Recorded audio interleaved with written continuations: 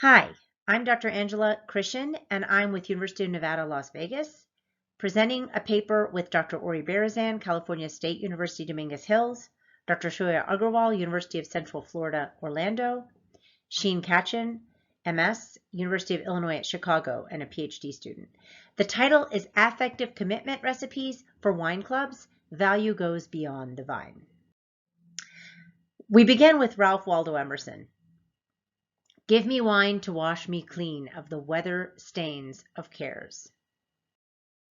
And so we'll be going through our introduction and motivation, our literature review, our conceptual framework, constructs, propositions, our methodology, our results, and our conclusions and implications. Now, please know that this paper is based on FSQCA, which is Fuzzy Set Qualitative Comparative Analysis. And so we begin with an introduction, and everyone knows the COVID-19 pandemic did affect sales, it did affect marketing, and during the pandemic, online sales were considered the best and most profitable channel for marketing wine in the US. The COVID-19 crisis did force much of the wine industry to refocus its marketing efforts towards online sales and away from in-person transactions. Consumer expectations did overall change. That brings us to our motivation for our study. And the first thing we wanted to decide was what aspects of value do and should wine clubs offer to attract and retain new customers. Secondly, we wanted to study, do younger consumers value wine club offerings differently than older consumers? And if so, which of the four types of value, quality, price, social, and emotional, generate differential commitment between groups? And so we have several pieces of our literature review. We'll begin with value. And one of the older definitions of perceived value began with Sheth et al. In 1991, who discussed 5 types of value. Those included first, functional value, which is looking at the physical measurement and features of the product. Second was conditional value, which takes the situation into account. Third was social value, which has to do with the consumer's surroundings or products and services that denote high social value, has to do with the society around the consumer. Emotional is looking at the feelings derived from the product and service, such as love or fear. And epistemic is looking at the individual's desire for knowledge and novel seeking and curiosity.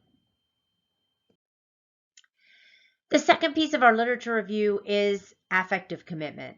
We're looking at the feelings, emotional attachment, connection, identification, and closeness that consumers experience with brands, products, corporations, or services. This type of commitment can stem from positive feelings and memories generated with a brand. Affective commitment towards brands can increase through positive feelings in online communities and virtual experiences. And so we also know that perceived value and affective commitment have been shown to relate. Chu et al. Found that perceived value dimensions of monetary savings, product variety, aspirational products, hedonic value, and social value do all lead to affective commitment. Ku, Yu, and Han showed that in the hospitality industry, again, perceived value does relate to hotel brand affective commitment. And then Mazral et al. In 2019 showed that in mutual enterprises, perceived value does lead to affective commitment as well.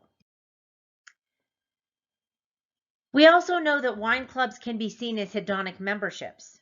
And in this case, relationship marketing is an important element of hedonic and experiential purchases such as wine. And we know that the consumption of experiential products does lead to enjoyment, sensations, and emotions. And these brand-to-member relationships do include physical, emotional, and cognitive dimensions. When wine clubs are subscription-based and conduct transactions online, these relationships require creative techniques, such as virtual winery tours and tasting events.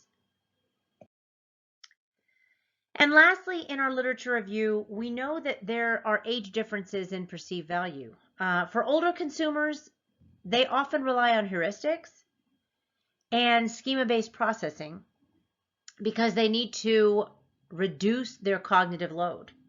We also know that they're less likely to remember negative information. that they value efficient service, and that they associate their financial and cognitive costs more with value.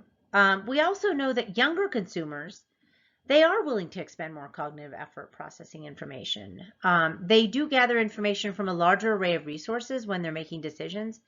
And we know that they are utilizing or often like to utilize trendy and innovative shopping channels.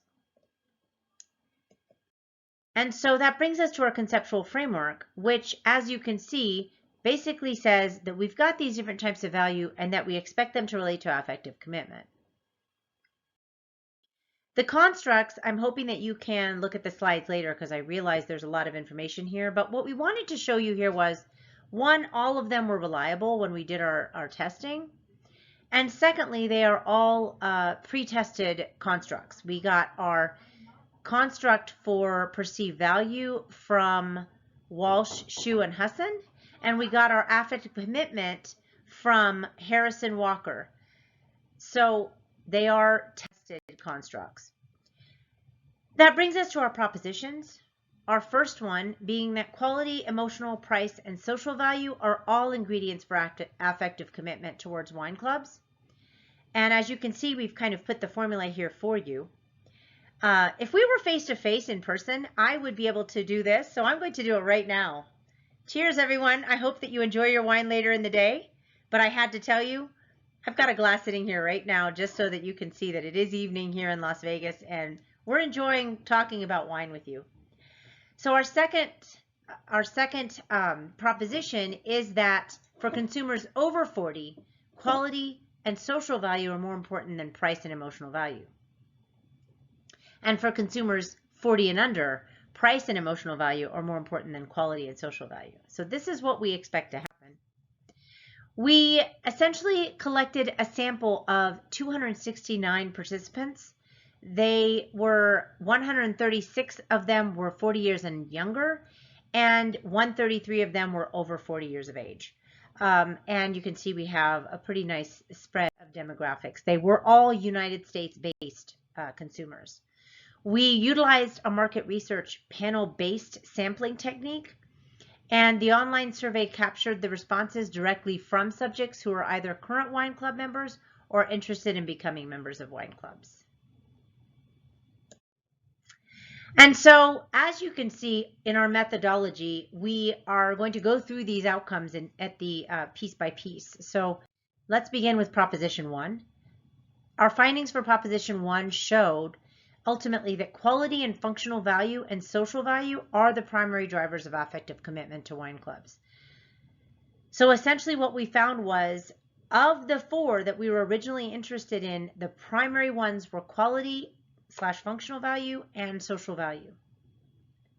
Our study indicates that consumers are more immersed in the wine club experience, and they focus more on the extrinsic values they gain from being part of the club.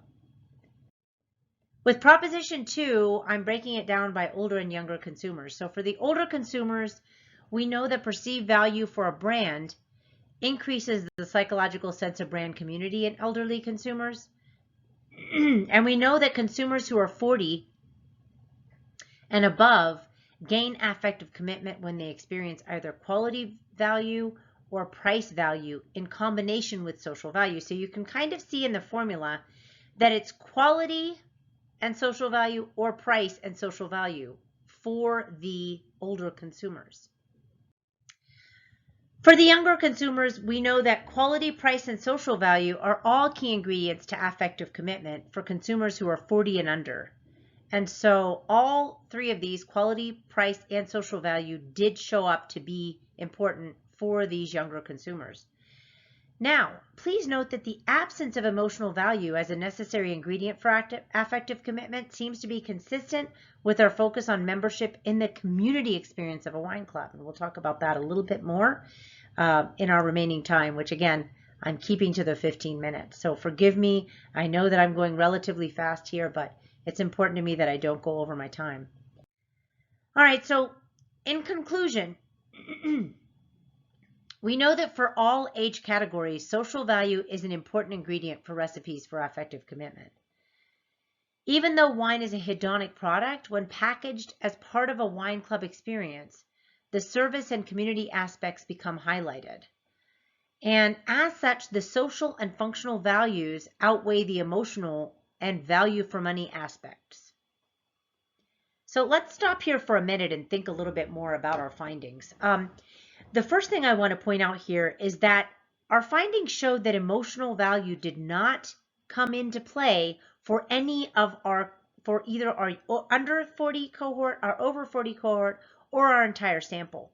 However, we did find that quality and social value, especially social value, was important for all of the cohorts, both under 40 and over 40.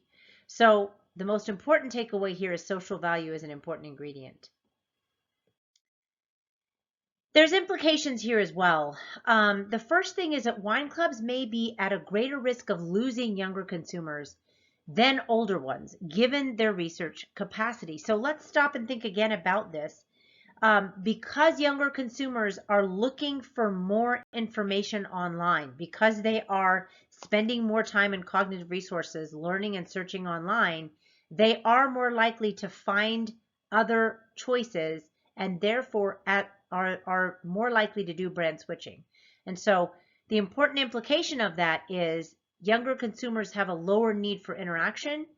And so brick and mortar wine clubs may decide to focus more, or should decide maybe to focus more on digital marketing efforts to first engage them online. And so what we're saying here is we believe that if younger consumers can be attracted through online channels initially, this could then lead to increased brand value in the long run.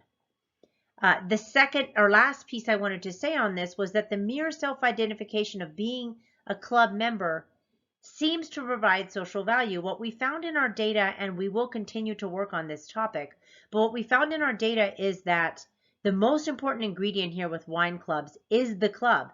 People they drink wine to enjoy wine. Wine in and of itself is a hedonic consumable product. However, they join wine clubs because they want to be part of something. They want to identify socially with a group. And so what's important for wine club management is that they understand that this connection is really important to consumers. And so in order to foster this connection, wine club management should, for example, encourage Facebook pages or Facebook groups. They should encourage any kind of social media groups, especially for some of the younger consumers. They should increase their online advertising because, again, what we found is that because of the pandemic, people are more likely to purchase online, whether it's wine or whether it is something from a less hedonic product. They are more likely to go online.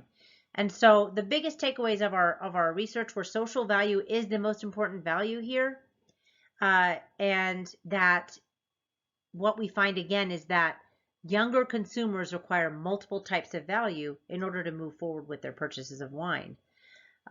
We want to end by thanking ACIEK. This is not our first time to present for ACIEK. We've done it many times, and we wanted to apologize to all of you. It was our plan to come to Spain this year. We were very, very excited about it, and because of some of the issues, again with the pandemic, we were unable to come in person. It is our intention to come next year, but from us, from all of us, from myself, Angela Krishen, from Ori Berezan, from Shoria Agarwal, and from Kachen, we want to wish all of you a wonderful conference. We hope you have a great rest of the year, and we hope you enjoy some wine. Thank you so much.